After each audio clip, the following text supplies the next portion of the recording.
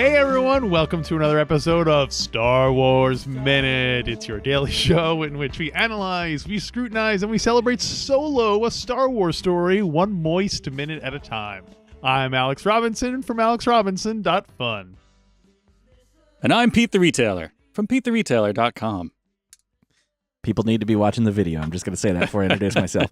I'm Tony Thaxton. I do a bunch of things. I've said some of them. I play drums on Motion City Soundtrack, my podcast, Bizarre Albums. I'm also the on-air producer for the Allison Rosen Is Your New Best Friend podcast, so I'll throw that in there, too. I know Pete does some work there as well. Thought I'd throw that in. Tony is everywhere you want to be. Former guest of the Question show, mark? Allison Rosen Is Your New Best Friend. Yes. Well, today we're talking about minute 5. If it's Friday, it must be 5. In minute 5, we see orphans poking their heads out as Lady Proxima begins to rise from her hot tub. And then ends a minute later with rise from your hot tub. It ends a minute later, Han Solo asking Proxima if she knows what.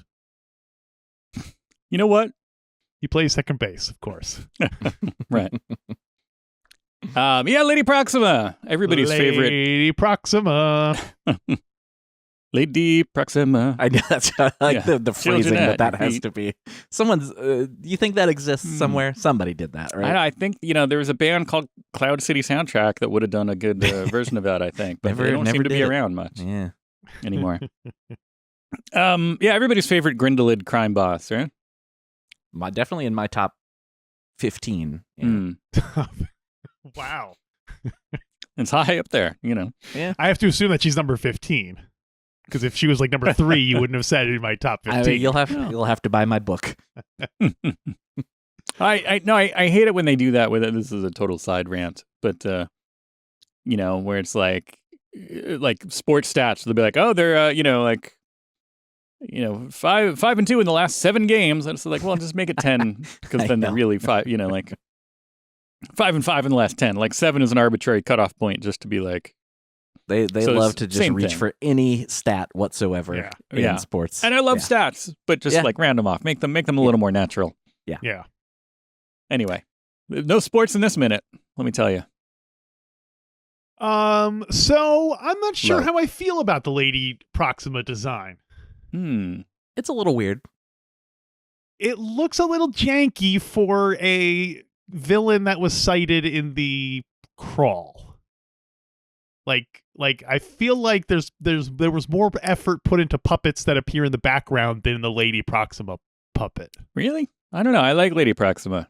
I mean, it's I don't think it's necessarily a lack of effort for me anyways, because it feels like it would have been hard to pull off because it is all practical, right? It Seems It like looks like it's all practical. Yeah. I mean, probably with a little bit of CGI kind of, right. MSG Yeah, grease the sprinkled wheels. over. And obviously digitally removing the puppeteers because I'm Yeah. sure there's probably quite a bit of them, I would assume. I mean, I like no, the it's just one guy with a pole. Just like, whoa, whoa. You know what? You're saying that, but I wouldn't be surprised. Yeah. Because I like the concept of Lady Proxima. I like her having multiple little hands, and does she have little hands? I think that's one thing else that drives me crazy. Is I don't think you ever really get a good worm. look at her. Well, that is the thing that I do. We were talking about the, everything's too dark. And here they go for a more stylized version of that we've got this bathed completely in blue light. Yeah. With a couple of red lights mixed in there. So, it's like I don't know, it's an interesting look, but then it does make it really hard to see what's going on. So the fact that when she comes out of the water, they cut it into 5 different shots. Right. Which makes me feel like they're trying to shoot around a effect that doesn't work the way they expected, rather than this being a big reveal of a character. Yeah. Yeah. I like her the jewelry and the little metal bits. I like that part of it. I think that mixed feelings from me on Proxima. Linda Hunt on the voice, that I'll give a thumbs up to. Yeah, see, I'm almost the opposite, where I don't love the voice. I don't hate it, but I don't love it. It caught me off guard when she first spoke. Like it was not the voice I was expecting. Yeah. I also kind of have a pet peeve. You're like, a lady gangster? What? I thought lady was just a nickname. I always prefer the aliens to speak another Alien. language. Yeah. Yeah, I always think that's makes them a little. I I'll don't go know. for that. I'll agree with that. Yeah. Yeah. I understand why they don't always, but I do think it's always it just comes off better when they don't speak English or basic. But her voice did sort of just overall being a puppet, and then the voice. Now I don't remember the character's name, but it made me Proxima. think of Dark Crystal, the Right. the lady with the weird Ogra? eye. And the, Ogra? Yes, Oh, yeah. yes. Kind of a similar voice ish. Yeah. Yeah. Well, it's Linda Hunt, is famous being in a lot of things. Example. I best know her as the shout out Mapes, the housekeeper from Dune, David Lynch's Dune. She's also Mrs. Oxheart in Popeye. Robert Altman's Popeye. Mm-hmm. Now, I could be wrong about this. Didn't she win an Academy Award? But wasn't she playing a male person and a Yes. male Asian person at that? Yes. So that's like You're obvious- Living Dangerously, I think. Yeah, I think so. I think that was really what put her on the map. That Yeah. it was one of those like unique roles that. But obviously, you couldn't do that today. Have a white Right. woman playing an Asian guy in a movie. Right. but Well, it's like look at the ancient one from Doctor Strange. oh yeah, there you go. But There's still roles yeah, out there for white ladies. Don't worry. this is back to the Kazdan. Mm-hmm. It was his choice. He always hoped Linda Hunt would voice Mother Proxima. Again, this is all he's referring to it all as Mother Proxima. Because based on it was a different role, she had done the opening narration for the short-lived and criminally underrated Shelley Duvall Showtime series Nightmare Classics. Which Which spin-off of the Fairy Tale Theater. I think so, like same idea, but for like spooky stories. It's like Fairy Tale Theater after dark. Right. And so then he was like, oh, we got to get Linda Hunt so she could do that kind of thing. And they hired Linda Hunt, and he was like, hey, I want you to do this because you were so great as the narrator on that. She's like, I didn't do that. And he's like, no, you did. And she was like, I don't remember that. And so she had absolutely no recollection of having recorded that narration and disputed it, but it's definitely her, he says. That's really funny. And also, she he says remembers she's, being in this. Did she? Yeah. She remember being in Solo. She's like, I'm well, not she's an done actor. a ton of voiceover stuff. Oh, yeah. So Yeah. I imagine this stuff all just blends together in her. It's like that Krusty the Clown going in there and Right, yeah. cycling through a bunch of sci-fi gibberish that she has to say. This to me seemed like one of those things where Linda Hunt, like her grandchildren wanted her to do it or something like that. Like whenever you Right. see an old person in a Star Wars or a Star Trek or whatever, you have to assume that or a Harry Potter movie, you have to assume there's a grandchild involved who's like, hey, you should do this because I like that product, that property. Well, almost. In this case, it's right, Jake Kasdan. So it's like the somebody who's actually making the movie, but they're the son of the people who were, so. But does she count as a tentacle monster? almost. They initial designs they had toyed with her having tentacles that would reach out from under the water and interact with the people. I'm glad they didn't because no. I think there's a deleted scene that you do kind of see tentacles. I think. Maybe tentacles Are there all over. deleted scene? I gotta go back and watch that. Yeah, there's some deleted I gotta go open up my scenes. Blu-ray or digital copy of this and watch. Are they all on pretty the? sure they're on they're Disney streaming? Plus. Okay, Yeah. good. Let's check. Yeah, out Okay. that. This also, when I see Lady Proxima, it reminds me of, remember in way, way, way back in The Last Jedi where the code breaker was supposed to be a puppet monster? This Right. almost makes me feel like that's the Lady Proxima. They're like, well, we're not going to use this. Well, you can use it for The Last Jedi. Instead of putting, they For- should have had like Justin Trudeau in here as Lady Proxima. Well, no. I feel like the Lady Proxima puppet was the puppet they couldn't quite get to work for The Last Jedi, and they gave it to Solo and said, see what you can do with it. Although, you're talking about it being so dark and not being able to make out much. I do think this is one of those cases, though, where if this was a brightly lit scene, that this puppet would look very ridiculous. And so I think the darkness works best in this scene. I think, Agreed. Yeah, it's the type of thing that if it was done differently, we might be complaining about that. So like, I like the way that it is, but it's a little too dark at times. I like what they're doing, but it's a little too dark. I think they just went a little too far. Yeah. Yeah, like I can't see if Lady Proxima has a mouth. Oh boy, does she! The mouth on her.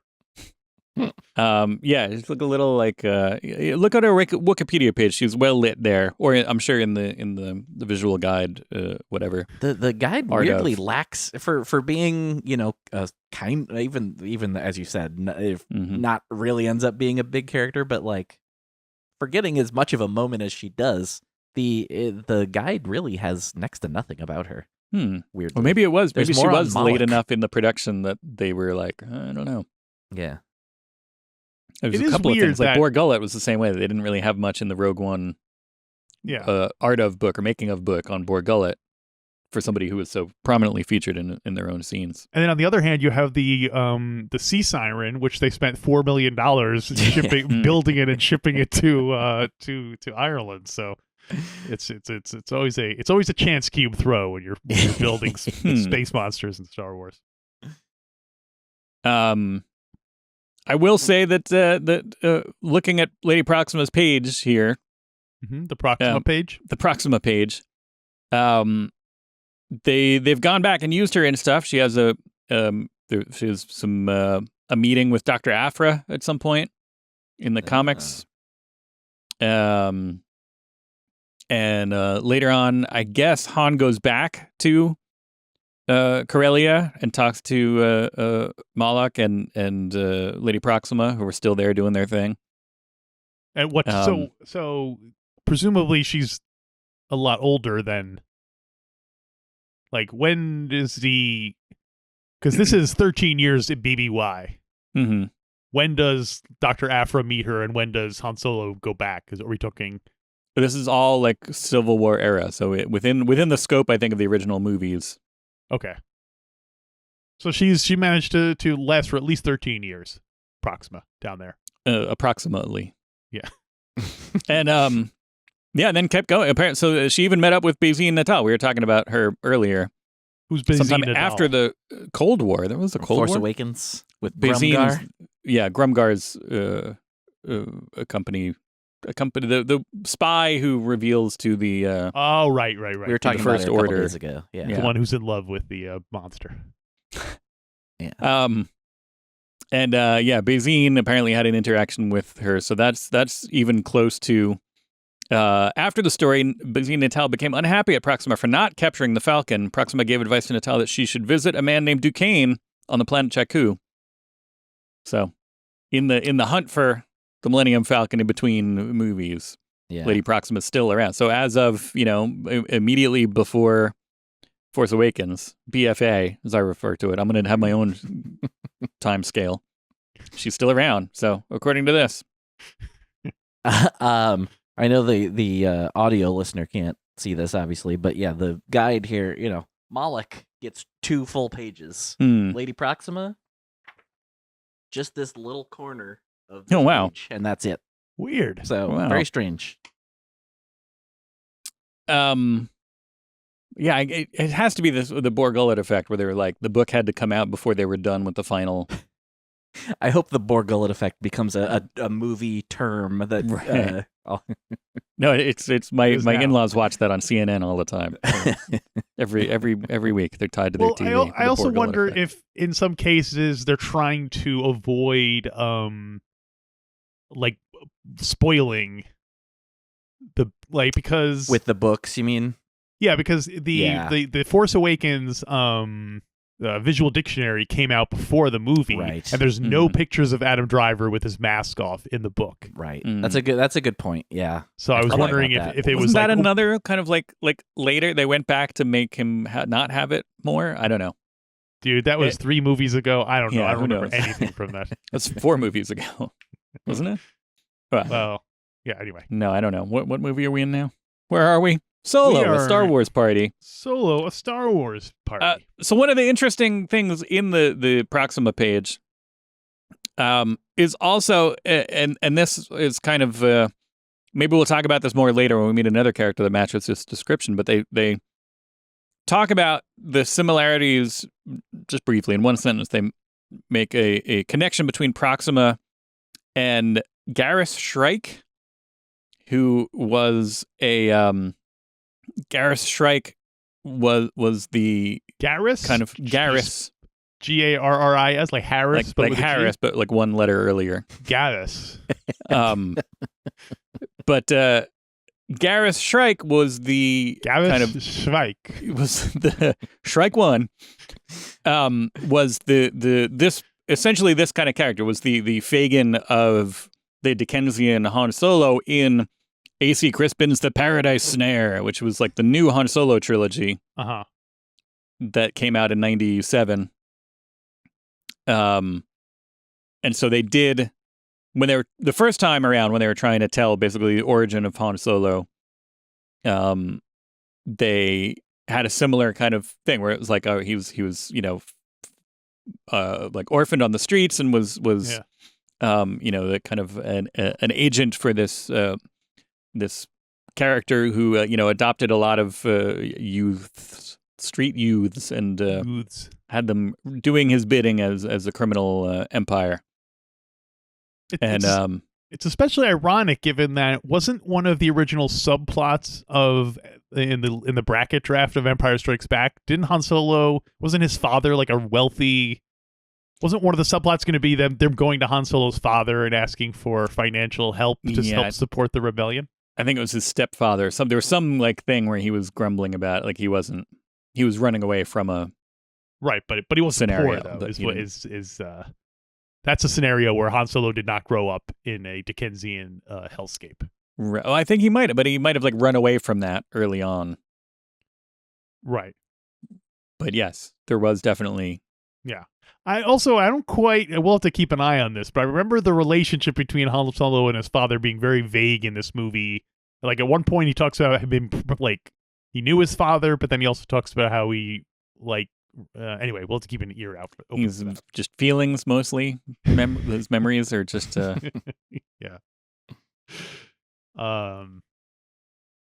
Yeah. But yes, Garrus Shrike. I wanted to bring that up. Garrus, because Shrike. people love it when we talk about the old EU. So I wanted to. Mm-hmm. Now I remember reading those books. I think when they came out, but not being that into them because. My allegiance is, of course, to the Han Solo trilogy by Brian Daley, the, Han Solo at Star's End, etc. Mm-hmm. And so when there's all of a sudden there's a new series of books coming out called the Han Solo trilogy, I'm like, wait a minute, come on. But didn't that trilogy integrate some of the details from the Brian Daley novels? I thought that was one of the appeals of it was that they did try to incorporate that stuff into it. But then it didn't. Then it didn't. It did, but then it didn't. Yeah, it does. It doesn't subvert them, but just strictly the. I'm looking at the actual Wikipedia page, not the Wikipedia page. It says the trilogy brings both the Adventures of Lando Calrissian and the Han Solo Adventure trilogies into chronological context within the Star Wars Expanded Universe timeline. And so it works around them. It doesn't subvert them. It all works together. But the Han Solo trilogy, A.C. Crispin's Han Solo trilogy, was not what I wanted. Wasn't what just you were like looking for. Just like that. I didn't need the origin of Han Solo, which is what I thought going into Solo, a Star Wars story now available on digital and Blu-ray. But I ended up enjoying that quite a bit. Whereas the Han Solo, A.C. Crispin's Han Solo novels I felt were digging in areas that didn't need to be explored. I like the original Han Solo books because they're just like, here's some adventures Han Solo had before. You thought they were digging in the wrong place. Exactly. Well, plus also a movie you're committing to 2 hours, and then you leave the theater and you're done. Whereas if you're going to read like a trilogy of novels, you're talking about like hours and hours and hours of having to read. No one likes reading. And there's way later on we'll get to there's nice nods to the now they're called the Han Solo Adventures, I guess, but the original Han Solo trilogy. And I think a couple of things from this, but interestingly, on that same Wikipedia page, I just want to say that A.C. Crispin said that it was per Lucasfilm's request that she did not cover Han's time in the Imperial Academy or his first meeting with Chewbacca. Huh. They said she wasn't allowed to do those because they had a story for that, I guess, in mind the whole time. They always had the idea that maybe they'll go do a Han Solo story. Huh. Weird. Who knows? But they said, like, here's what you're not allowed to talk about. Fair enough. Well, do we have anything else we want to talk about that we can talk about for minute number 5? Well, I do. I think Han and Kira were destined to fall in love because they're definitely the cleanest of the orphans. All the other orphans seem to be covered in muck and mire, but like Kira's hair, it's lustrous. Yeah, that's true. Well, Yeah. I'm assuming is that because she's doing different jobs? Oh, she has. You know what I mean? Where these guys, all the other ones are just kind of lowly guards, and Han and Kira are getting sent out on missions, so they have to have a little bit of an appearance. They're probably older upgrade. than the other kids. They're like the Greg and Marcia of the Right. of the Right. orphan pack. A lot of Brady Bunch talk this week. Here's the Star Wars story.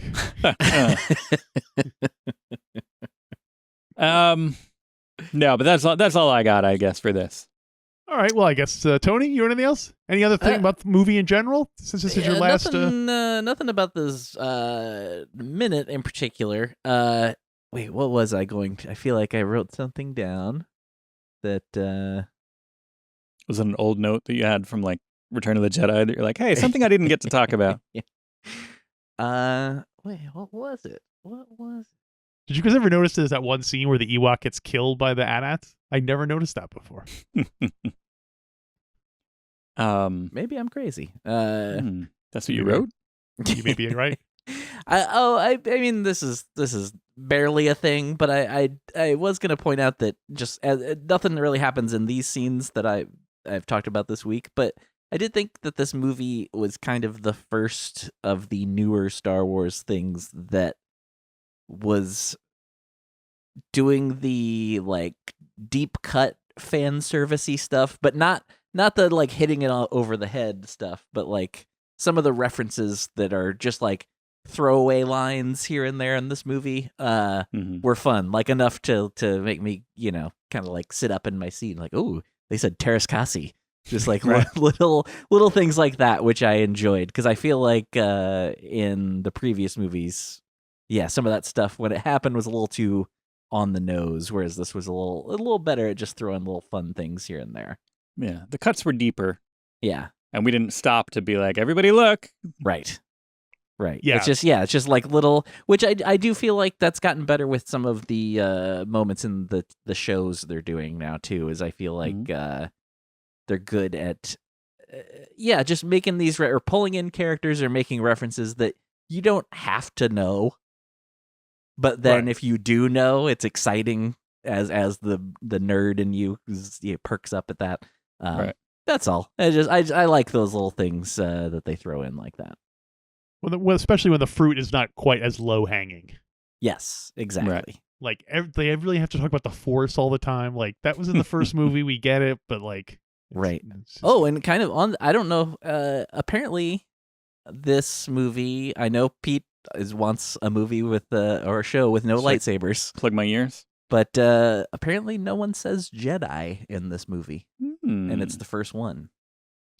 Oh boy, have to keep our ears open for that. Oh, now we're talking. Yeah, it's a step in the right direction at least. Yeah.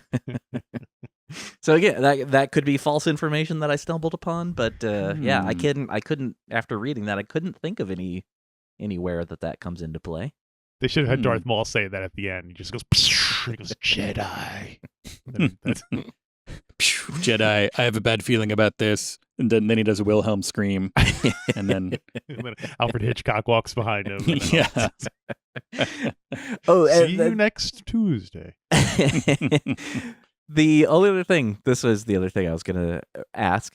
Do you guys think that we will, at some point in live action, get some of these characters again? Not the ones that we've had, like Han and Chewbacca, but like Kira or anyone, like, or because I feel like they've announced this Lando show, but we know nothing about that. Oh, that's like true. I'm wondering if maybe that will kind of tie in with this movie a little more. I'm betting that we will get some of it. I don't know how much of it is going to be. Like, it would be good to have him in, depending on, I guess it depends on everybody's careers where they're going. Although they don't seem to have a problem getting people, Oh, right, yeah. Who might when think Disney that asks, you say yes. And you that's show up. that's the key. Yeah, I guess it's like they don't seem to have a problem getting people who you might think believe themselves to be too big for this kind of a thing. Yeah, to be on their TV shows. Mm-hmm.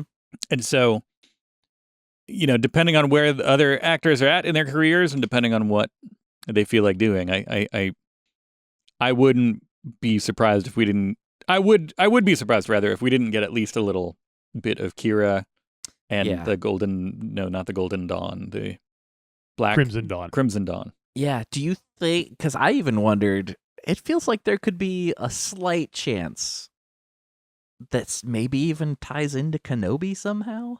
Maybe. Wait, what ties in with Kenobi? Just some of these characters. Well, the timing is right. I mean, and there's this would have been the time when Darth Maul was still alive, when Kira was still. I guess exactly. We don't even know what happens to Kira, right? She just goes off and has that's her new job. Right. Yeah. At the end, she's just like crime lord. So she could still show up in the Mandalorian for all we know. Yeah. Right. The time. Yeah. That would be tricky. But it is a couple of years later. But I don't know. Just something I was thinking about, wondering how much of this stuff if this will really start tying into other things more. I hope so, because I think there's some fun stuff there. Mm-hmm. I like the idea of her coming back. I don't like the idea of them using Kenobi as this dumping ground for just bring people back because, hey, Ahsoka's here again. Oh, look, here's Admiral Thrawn. And I want it to be only, for all as much as I hate being on Tatooine, I don't want him to be interacting with anyone who's not. It seems to weaken it by having people coming and going and visiting Obi-Wan Kenobi and him going off planet to have adventures. It seems like a kind of, I bet the last episode will end with him just returning to Tatooine in time for the events of Star Wars to happen. Right. You know what I mean? Yeah. It's just that, again, not to spoilers. I know you guys haven't watched the whole movie, but toward the end there is the kind of hints at the job for Jabba and all of this. Oh, yeah. So very subtle hints. Yeah. So it that timing could line up and something could happen. I don't know. I'm not saying I even necessarily want that, but it's just something that entered my mind. It's tough because it wouldn't surprise me, but I don't think that I want it. But if it's done well, maybe I would be okay with it. I don't know. Exactly. I would much rather, again, it's a line that I walk back and forth over that line a lot where I'm just like, why don't they make new stuff? It's like, why wasn't that guy Bosk? You know what I mean? Yeah. I go, I play it from both sides, unfortunately. And I would exact same. I would maybe like to have some obscure characters show up and not necessarily just keep tying into the same main characters. The Skywalker problem, that it's just like, all right, does everybody have to be a Skywalker? Yeah. Why not just have some new stuff? And it can tie in with all this stuff, but, yes, I would like to see, as much as I would like to see further adventures of these characters, I also don't need it to tie into everything else. Yeah. So I'm excited for the idea of the Lando show. I want to see where they go with it, because as far as I've heard, he's not even confirmed. Like Daniel Glover. Why do I do that every time? Donald Glover is not confirmed to be in it. They're going to do a Lando show. He's potentially tied to it, but they're not going to do anything. They're not going to announce anything until he's definitely signed on. Yeah, they've said nothing. It'd be cool. It'd be cool if maybe that jumps around, or it's like him telling these stories, have Billy D. Right. Kind of telling these stories, and then let me tell you about the mind harp of poo poo. Exactly. Yeah, they've announced so many projects and so many trilogies that it's. I feel like there's a great it's like an hourglass where it just gets eventually centered down to one steady drip of things, and we hear about 20 million projects that might never take place. But you know what project does take place? That's Tony Thaxton's Bizarre Albums podcast. Mm-hmm. We are big fans of that show around here. Thank you. And in addition to that, Pete and I also have our side projects we're doing as well. Pete is the co-host of ABCDTOS. That is a alphabetical journey through the original series of Star Trek, the motion picture. And I am the co-host of Godfather Minute. Me and my brother, Andy Robinson, does the closing theme. We go through The Godfather 1 minute at a time, just one episode a week, so you can easily catch up. And we still have several years to go on our continuing mission, so buckle up. And anything else you guys want to plug while you're here? No, I'm here for the long run, so I have time. What do you... I think I throughout the week threw out all my plugs. I'll also say I also play drums in Don't Stop or We'll Die. Former guest of this show, Paul Russ, part of that band as well. And there's a weekly podcast that I produce for them called Song a Week. So I play drums on that and produce the show. Debut a brand new song every week. Those are much like Bizarre Albums. Short episodes. They're like 15, 20 minutes. So yeah. Check out any of that stuff if you're interested. So can I ask you, when they approach you, do they already have the songs all worked out, or are you involved in the arrangement and all that stuff? Because of the short time period to make all of this happen, and then this started during COVID and everything. So it's I basically get a mostly finished song, and then I add drums to it. Or sometimes it's just piano and vocal, and then I'll play drums, and then they get everything else on there. Cool. So, along those lines, yeah.